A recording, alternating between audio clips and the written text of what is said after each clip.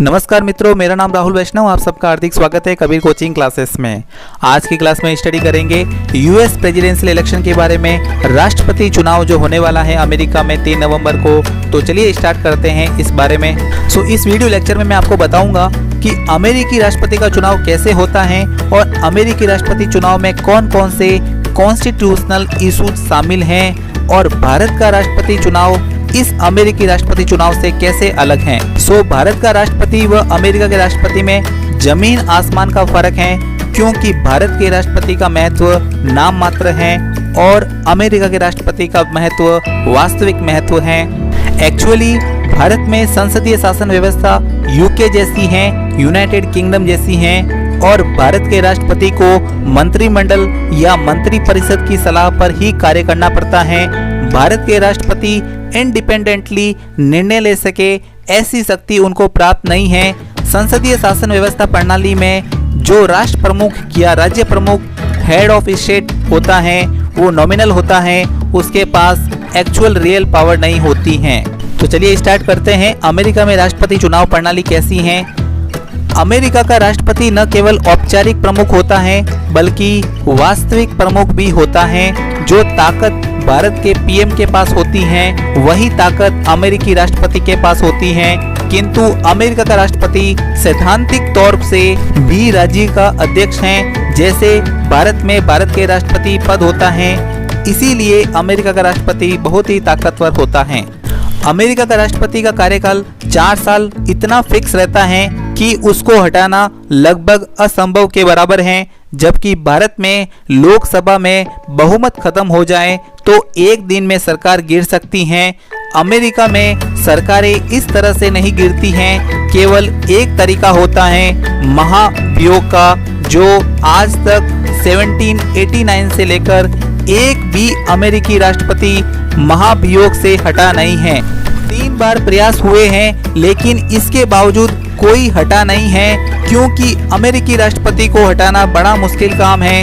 इतनी ताकत किसी एक आदमी के पास हो और उसको हटाना संभव न हो 4 साल तक, तो उसका इलेक्शन महत्वपूर्ण हो ही जाएगा। इसीलिए अमेरिकी संविधान में बहुत स्पष्ट तरीके से प्रावधान किए गए हैं कि कैसे उसे चुनेंगे और कैसे उसे ना चुनेंगे। अमेरिका का उपराष्ट्रपति भी बहुत ही महत्वपूर्ण होता है।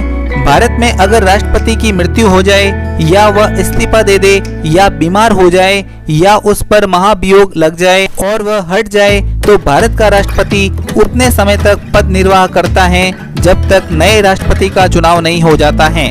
भारत में यह शासन व्यवस्था एकदम स्पष्ट रूप से की गई है कि नया राष्ट्रपति 6 महीने के अंदर चुन लिया जाएगा और वही राष्ट्रपति पद को संभालेगा। उपराष्ट्रपति को यह शक्ति प्राप्त नहीं है कि वो राष्ट्रपति ही बन जाए, वो केवल कुछ समय के लिए ही बनता है।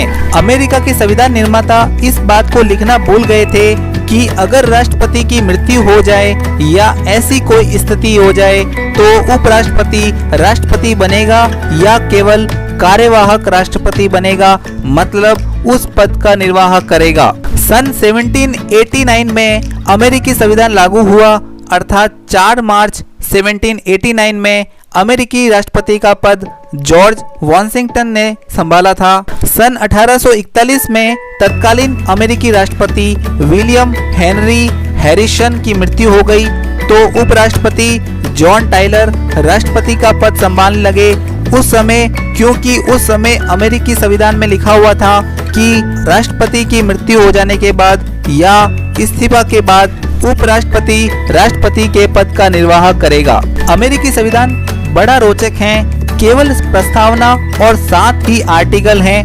1789 से लेकर आज तक कुल 27 संशोधन ही हुआ है, जिसमें से केवल 10 संशोधन पहले 4 साल में हो गए थे, जिनको बिल ऑफ राइट्स भी कहा जाता है। 1791 से लेकर 2020 अभी तक 229 सालों में केवल 17 संशोधन हुए हैं और शुरू के 4 साल और मिलाकर 233 सालों में 27 संशोधन ही हुए हैं। भारत के संविधान को अभी 70 साल हुए हैं और हम टोटल 104 संशोधन कर चुके हैं। ये दोनों संविधानों का अंतर है। ऐसा नहीं है कि हम बुरा कर रहे हैं, हम भी शानदार तरीके से काम कर रहे हैं। नो डाउट्स दोनों के स्टेट के नेचर में अंतर है। तो संविधान में लिखा हुआ था कि अमेरिकी उपराष्ट्रपति ऐसी स्थिति में राष्ट्रपति के पद का निर्वाह करेंगे। तो सन 1841 में जॉन टायलर को राष्ट्रपति पद के निर्वाह करने का मौका मिला। अब उस समय सरकार बड़ी परेशान थी कि फाइलों में उनके नाम के नीचे क्या लिखा जाए, राष्ट्रपति लिखा जाए या उपराष्ट्रपति लिखा जाए। तो लोगों ने एक्टिंग प्रेसिडेंट लिखकर, कार्यवाहक राष्ट्रपति लिखकर फाइलें भेजी और जॉन टायलर उस समय अड़ गए कि जब तक आप केवल राष्ट्रपति नहीं लिखेंगे फाइलों में, तब तक वे उन पर साइन करेंगे ही नहीं। अंत में सरकार को ये मानना पड़ा और तब से ये परंपरा बन गई कि राष्ट्रपति की मृत्यु हो जाने के बाद उपराष्ट्रपति ही राष्ट्रपति बन जाएगा।